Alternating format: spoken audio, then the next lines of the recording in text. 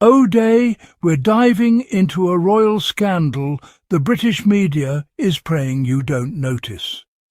Because while they spend 24/7 inventing drama about Meghan and Harry, the real story is unfolding right inside Windsor. Prince William and Princess Kate's Forest Lodge deal is raising more questions than answers, especially when compared to Andrew Mountbatten Windsor's outrageously cushy arrangement at Royal Lodge. And trust me, the palace is not happy. This information is now public. The tale begins in the quiet, leafy corners of Windsor, at a grand house called Forest Lodge. This is a story of privilege, power, and the silence of the press. Let us look closely at the Forest Lodge deal. The Crown Estate made its announcement with careful words. William and Kate, it said, would rent Forest Lodge at open market rent. The press repeated these words with pride. They told us this was fair and proper. But what is open market rent? No one said. No numbers were given, no documents shown. In my day, a deal was only honest if you could see the numbers. You knew what was paid and to whom. Now we are asked to trust without proof. The palace and the press say it is all above board. Yet the details are hidden behind thick curtains. The country is struggling. Families are choosing between heating and eating. Young couples cannot afford their first home. Yet the future king is handed a mansion, and we are told to clap. The press does not ask how much he pays. They do not ask who sets the price. Instead, they praise William and Kate for doing the right thing. But how can we know if it is right when we are not allowed to see the truth? I have seen many royal scandals, but never such a double standard.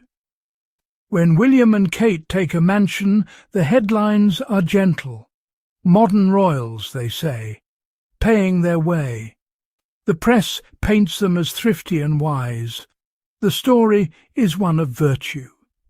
But when Meghan and Harry rented Frogmore Cottage, the knives came out. Every penny was counted, every detail was questioned. The press demanded receipts and reports.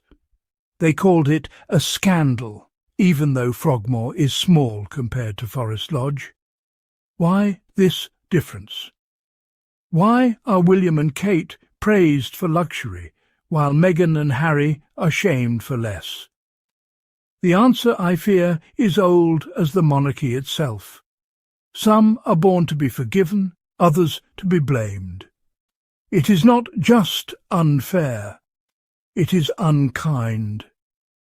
The press shapes the story and the people follow. But I have lived too long to be fooled by such games. Let us be clear. Forest Lodge is no cottage. It is a grand mansion hidden behind tall gates. It boasts sweeping lawns, ancient trees, and enough rooms to lose yourself in. This is not a modest home for a young family. It is a palace in all but name. William and Kate now have 4 homes: Kensington Palace in London, Anmer Hall in Norfolk, Adelaide Cottage near Windsor, and now Forest Lodge. Each one is fit for a king or queen. Each one is kept at public expense, with staff and security. The newspapers call Forest Lodge a family home, but most families do not have acres of gardens and private lakes. Most do not have teams of gardeners and chefs. This is privilege, pure and simple. In these hard times, it is right to ask, how many homes does one family need? How many do they deserve? The lease for Forest Lodge is shrouded in secrecy. Lawyers worked late into the night. Papers were signed behind closed doors. The public was told only what the palace wished them to know. Even now, the terms are hidden. Why such secrecy? If the deal is fair, why not tell us the rent? Why not show us the contract? The Crown estate belongs to the nation, not the royals. The people have a right to know how their land is used. Some whisper that the lease is for decades. Others say it can be passed down to the children. We do not know. We are not allowed to know. The palace says, trust us, but trust, once broken, is hard to repair. The law should be clear for all. Yet here it is a fog. The truth is lost in the mist of privilege. While William and Kate move into Forest Lodge, Prince Andrew remains at Royal Lodge. His home is even grander, 30 rooms, rolling grounds, and a history of scandal. Andrew pays what they call a peppercorn rent. That means almost nothing at all. Despite his troubles, despite the shame he has brought, Andrew was not made to leave. His lease was protected. His comforts were kept. The press grumbled, but the palace did not act. The law bent to his will. Compare this to the fury over Meghan and Harry. They were told to leave Frogmore. Their security was stripped away. Their every move was watched and judged. Yet Andrew, with all his disgrace, stays in luxury. This is the royal way. One rule for some, another for the rest. I have seen it before, and I see it now. The timing of these announcements is no accident. When the press grows restless about Andrew, the palace offers a new story: Forest Lodge. When the nation asks hard questions, the palace distracts with tales of royal babies and charity. But we are not children. We know when we are being misled. The royal family survives by keeping secrets. Yet in this new age, secrets do not last. The people are waking up.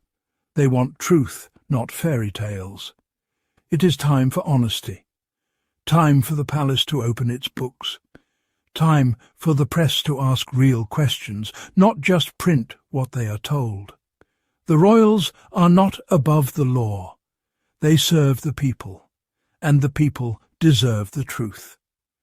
I have seen many scandals, some forgotten, some forgiven, but this time let us not look away. Let us demand better. The future of the monarchy depends on it. This Forest Lodge revelation isn't just a royal contract, it's a blueprint of how the monarchy shields its favourites, protects its problems, and throws Meghan and Harry under the bus every chance it gets. And guess what?